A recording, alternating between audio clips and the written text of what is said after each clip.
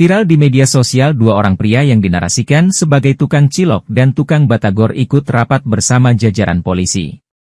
Berbeda dengan beberapa anggota polisi lainnya, dua pria yang disebut tukang cilok dan tukang batagor itu tampak memakai pakaian biasa.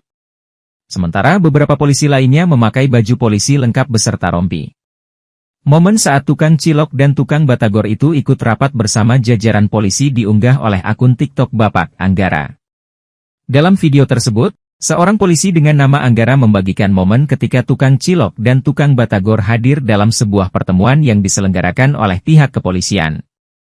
Tukang cilok dan tukang batagor ikut rapat polisi hehehe, isi narasi dalam video itu.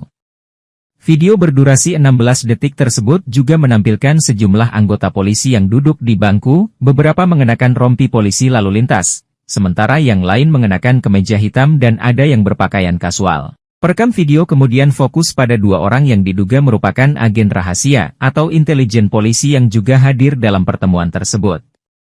Kedua individu tersebut terlihat berpostur gempal, dengan rambut panjang, dan wajah yang tegas. Pakai nada, abang tukang bakso, pakai handi talki, kijang satu ganti, isi caption unggahan itu. Dalam unggahan tersebut, pemilik akun menjelaskan bahwa salah satu dari dua pria tersebut adalah adik letting dari Anggara, sang polisi yang membagikan video ini.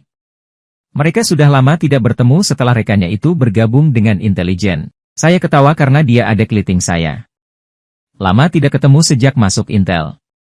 Ketemu sudah ganti casing haha, tulis Anggara. Kini video tersebut sudah ditonton lebih dari 780.000, mendapatkan 23.000 suka dan lebih dari 6.000 komentar.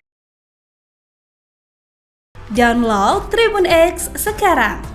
Menghadirkan lokal menjadi Indonesia.